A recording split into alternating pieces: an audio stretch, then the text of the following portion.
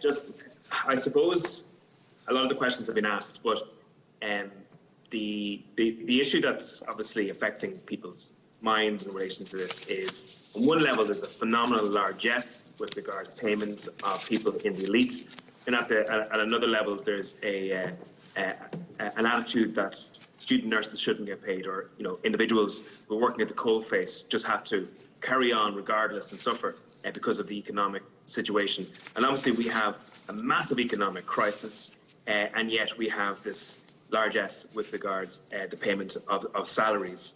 And then the whole idea that in all the depths of, in all the departments in all the world, that only a successful candidate could be found in the departments where the decision was made. So the circle of decision making and benefit is so small in relation to this.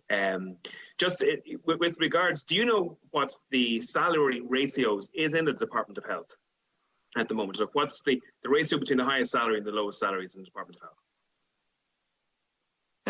Well, given that the Secretary General has waived his pay rise, it's the same as every other department, I suppose, which is, well, it depends, but it's, what is it? I don't know, 9 to 1 maybe. Is it? You probably worked it out, Deputy. I have. There's 3,000 people in the public service that are earning less than €22,000 at the moment. So with the salary that was granted to the SecGen, the ratio is 12 to 1, which is enormous. In Nordic countries, for example, it would be 3 or 4 or maybe 7 to 1 would be the gap between the bottom and top salary. And I just want to ask a question: why was 80,000 and not 70,000 or 90,000 selected? From listening to your answers there, it seems that the €80,000 increase was plucked from the air to a certain extent. It wasn't. There was no foundation in actual international standards with regards salaries or anything. So who originated the 80,000 figure? So as I said in answer to earlier questions, it was an increase on the existing amount, and it was a number below 300,000. And as I said earlier on, it's not more scientific than that. This is an envelope here that I have here, and that scientific, or that process that happened within the department to pluck this figure seems to be something that was written on the back of an envelope. And that, if you were an international firm, if you were a recruitment organization, and you were seeking to put forward a package to select individuals who are the best people to do the job, that you might go a little bit beyond the back of an envelope with regards what's the best way to attract that individual. And people will find that shocking, that this figure was literally plucked out of the air with regards that if anybody of the members of this committee here were in a ministerial role, I would expect them to actually, have a far better foundation on international recruitment statistics and metrics for them to understand, what figure to select. But it's just mind-blowing that literally the figure was plucked out of the air in this particular situation. And it was reported that the information was given to the cabinet meeting orally, and not that there was no paper trail. Is that correct? Well, there's a paper trail because there's a decision and their minute and all that. The Taoiseach did it orally at the meeting. Yeah, it's not reported. It's in the letter I sent you. Yeah. Why would it not have been provided to the cabinet members in a paper form in advance? Just traditionally, these Secretary General assignments are always done orally at cabinet meetings. The reason being that we're trying to protect sort of confidentiality of processes with individuals. So I suppose that takes that the cabinet is not a confidential space then. I didn't say that, Deputy.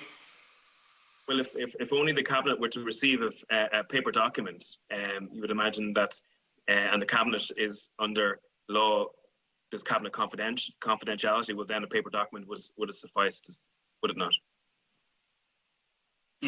Deputy, you're bringing me into the hypothetical that material going to cabinet would somehow get out.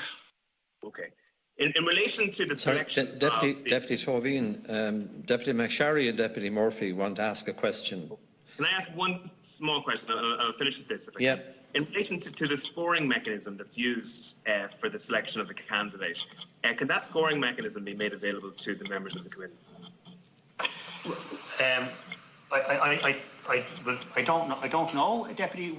I suppose we have to be very careful about protecting the confidentiality of the individuals. But sorry, Deputy, just bear with me. I'm going to answer your question. I'm just looking for the scoring mechanism. No, I understand. The scoring mechanism. This whole process is open. Okay. No, so could I explain it to you, and then I think I can help you if that's okay. So the process is all the applications go into the Public Appointment Service. There's then an interview board is formed by the Public Appointment Service, not by me or by any minister. They're all independent. They then do a shortlisting, and depending on how many candidates. Score each candidate. Sorry? They have to score each candidate they interview. Deputy, sorry, could I just explain it to you? Just if you just bear with me, it's only 2 or 3 more sentences, and then I'll be finished. There's a short listing and then preliminary interviews. These are all held by the Public Appointment Service with a secretary from the Public Appointment Service at the interview board who keeps all the paperwork. And then there's a final interview. And before the final interview, there's a full psychological assessment. It takes 3 or 4 hours for each candidate, which is carried out. There's a report carried out. Then there are references taken. The people then obviously have to submit their CV, their application. They then have to do a presentation to the top level appointments committee. And then the top level appointments committee interviews each candidate for up to an hour. And then each candidate is scored by the committee, and the committee reaches this conclusion based on all of that process. So I can certainly get you information on the process. Okay. Obviously, the scores for individual candidates are... Deputy, I have to call Deputy McSharry. Sorry, Mr. Fraser. That's how it works.